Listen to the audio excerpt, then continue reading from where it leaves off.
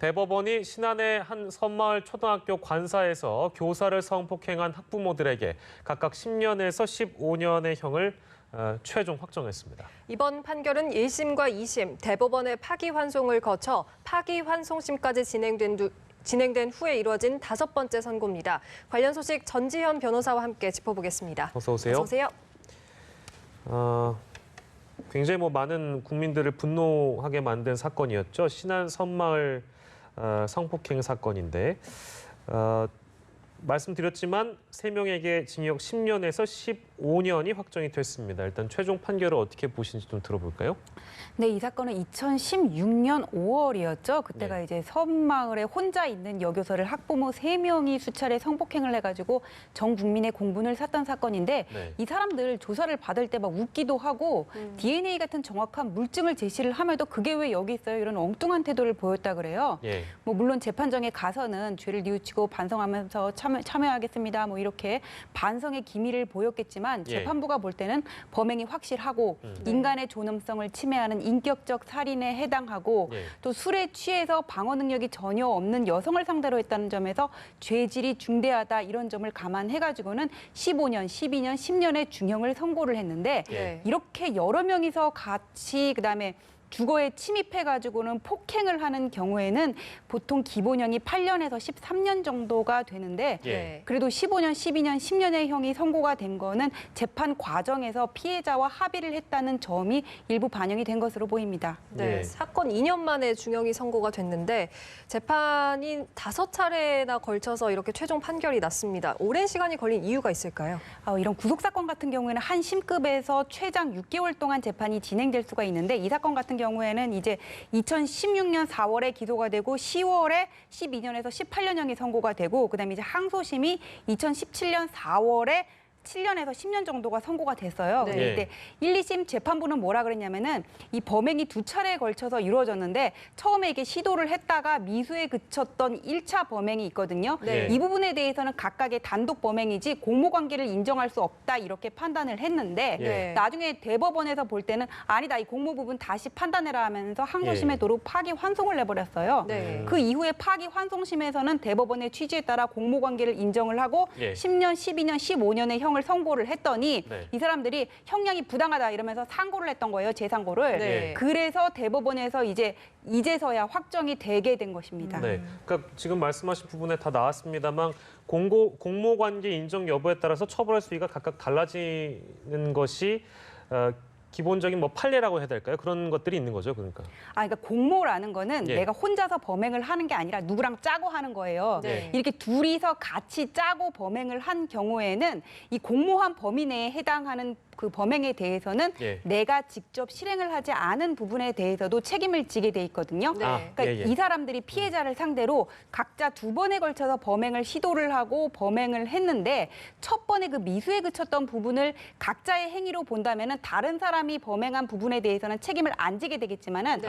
공모관계를 인정하면 책임의 범위가 늘어나지 않습니까? 예. 그래서 이게 책임의 범위가 더 늘어나고 형량이 더 가중되게 된 거고요. 예. 그러니까 이 사람들이 뭐라 그랬냐면은 처음에 갈 때 나는 앞에 사람 보지 못했다. 이 사람이 관사 가는 줄 모르고 갔다. 이렇게 얘기를 했는데 네. 법원이 볼 때는 통화 기록이 명백하게 있고 네. 누가 봐도 이게 너무나 일사불란하게 움직였단 말이에요. 그다음에 네. 자정 전후에 걸쳐서 2시간 30분 동안 이렇게 계획적으로 착착 진행이 된 걸로 봐서는 예. 공모관계가 없이는 불가능하다. 예. 이렇게 판단을 한 거죠. 물론 이제 이미 징역 10년에서 15년이 확정됐고 공모관계 인정도 다 드러난 상황이라서 제가 이런 질문을 드리는 게 물론 의미가 없을 수도 있겠습니다만 한 사람의 인생을 이렇게 피폐하게 만든 사람들에게 15년이 과연 적정한 것인가에 대한 논란은 아직까지 있어서요. 이것이 중형이라고 봐야 될까요? 어떻습니까?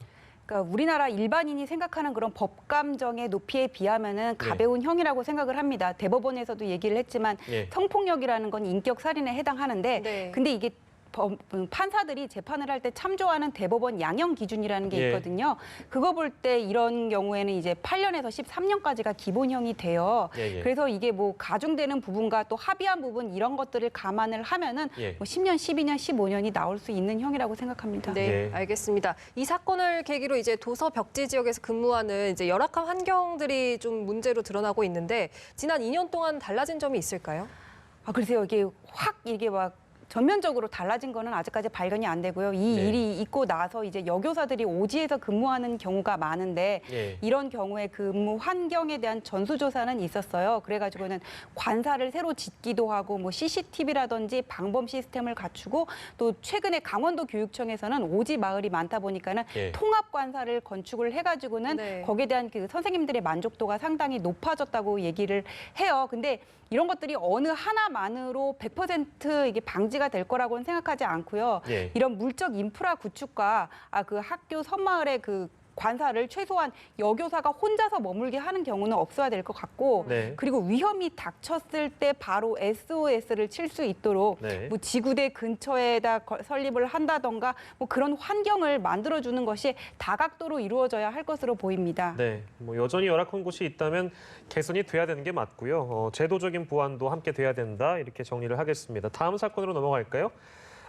일가족 4명이 숨진 부산 아파트 화재의 화재에 대한 내용은 저희가 이제 뉴스워치 시간을 통해서 한번 보내드린 적이 있는데 그때는 이 화재의 원인에 대해서 잘 설명되지 않았는데 중간 수사 결과가 나왔는데 숨진 아버지가 아이들이 자는 사이에 불을 질렀다 이렇게 추정이 된다고 밝혔습니다. 이게 추정하는 이유가 있을까요? 아직까지는 추정인데요. 이게 네. 어떤 누전의 흔적도 없었고 외부 침입 흔적도 없어요. 예. 그다음에 그 발화가 시작된 점에 라이터가 발견이 됐고요. 예. 그다음에 이들이 질식사한 것으로 밝혀졌거든요. 예. 근데 당시에 사망할 때 이 아버지가 아파트 5채랑 분양권 2건 같은 부동산 투자를 했다가 실패를 해가지고 이게 상당히 스트레스를 받고 네. 힘들어했다는 사정이 밝혀졌어요. 예. 그래서 이거는 아버지에 의한 방화로 현재까지는 추정되는 그런 상황인데 예. 아직까지 확실하게 결론이 내려진 거는 아닙니다. 예. 네, 말씀대로 아직까지는 추정이지만 여전히 의문점이 남는 부분이 있습니다. 화재 당시에 유독가스가 있음에도 불구하고 한 명도 잠에서 깨지 않았거나 또 탈출 흔적이 없었던 점이 좀 특이한데요. 그게 좀 이해가 안 돼요. 그러니까 평소 그 아들들의 어떤 건강 상태라든지 이런 부분들도 알아봐야 되겠지만은 예. 그때 이 불이 났을 때 주위 이웃집들은 다 일어났었거든요. 예. 근데 불이 난 지점에 있던 당사자들만 일어나지를 않았던 거예요. 네. 그래서 이해가 안 되기는 한데 이게 최종 그 감정 결과가 아직 안 나온 상황이거든요. 예. 그래서 일단은 그 부분을 좀 기다려 봐야 될 것으로 보입니다. 예. 근데 만약에 그 부분에서도 최종 감정 결과에서도 확실하게 원인이 드러나지 않는다면 그냥 미궁에 남을 수도 있을 것 같아요. 그러니까 혹시나 뭐 미뤄 짐작하시는 분들이 계실 것 같아서요. 반드시 누워 있던 이 아이들의 경우에는 뭐 수면제나 약물이나 뭐 독극물 반응이 없었다고 전해지니까 글쎄요 아직까지 좀 미궁에 빠져 있는 상황인 것 같습니다. 원인이 정확하게 나올 때까지 좀 지켜보고요. 또 다른 범죄인데요. 겁없는 10대들의 범행 이야기입니다. 대구에서 있었던 일인데 금은방을 둔기로 깨고 침입해서 귀금속을 훔쳐 달아난 10대들이 경찰에 붙잡혔습니다. 이런 경우에는 처벌 수위가 어느 정도 되나요? 그러니까 이 친구들 참 대단하죠. 돈이 없었다 그래요. 그래서 네. 17살 친구랑 16살 친구가 금은방을 털자 이렇게 모의를 한 겁니다. 네. 그래서 새벽 1시 40분경에 어느 금은방 하나를 표적으로 삼아가지고는 망치를 준비해요. 근데 예. 한 사람은 망을 보고 또 한 사람은 이제 그거를 깨부수고 안으로 들어가가지고는 예. 500만 원 상당의 금품을 절취해가지고 나오는데 네. 걸린 시간이 16초라고 해요. 네. 그래서 얼른 택시를 잡아타고 이제 도망을 갔다고 얘기를 하는데 택시를 탔어요, 그 상황에서? 예. 그 친구들이 이제 택시를 타고 도망을 간 것으로 이렇게 보이는데 예. 그런데 이게 문제가 요즘은 어디든지 CCTV가 있잖아요. 그럼요. 그렇기 때문에 이게 발각이 안 될 수가 없거든요. 네네. 그래서 이 친구들 바로 당일날 이제 체포가 됐고요. 네. 이런 경우에 흉기를 들고 둘이 함께 야간에 문을 부수고 들어가서 절도를 했다 그러면은 아까 말씀드렸던 대법원 양형 기준에 따르면은 예. 형이 이렇게 가중되는 경우에 최종 그러니까 4년까지도 가능하거든요. 네. 근데 이 사람들이 지금 16살, 17살이니까 소년범이잖아요. 네. 소년범에 예. 같은 경우는 이제 부정기형을 선고받을 수가 또 있기 때문에 예. 부정기형이라 하면 장기 단기를 정해가지고는 예. 행영 성적이 좋은 경우 일찍 석방을 하는 예. 경우예요. 예. 그래서 이 친구들이 최종적으로 얼마 동안 이렇게 형을 살게 될지는 좀 더 이렇게 지켜봐야 될 것으로 보입니다. 예. 네, 그리고 또 다른 10대 범죄인데요. 이 컬러 프린터로 10만 원권 수표를 위조해서 사용한 10대 5명이 경찰에 붙잡혔습니다. 네. 수표 발행 번호까지 이제 위조하려고 했던 만큼 좀 치밀했던 것 같아요. 이게. 예. 네, 이 친구들도 참 대단해요. 겁이 없네요. 예, 겁이 없어요. 근데 컬러 프린터로 위조를 하는 게 얼마나 부실한지를 잘 몰랐던 것 같습니다. 네. 이 친구들도 10대인데 돈이 예. 없었다 그래요. 그래서 예. 10만 원권 자기 압수표를 위조하려고 마음을 먹습니다. 네. 그런 다음에 컬러 복사기가 있는 대로 가요.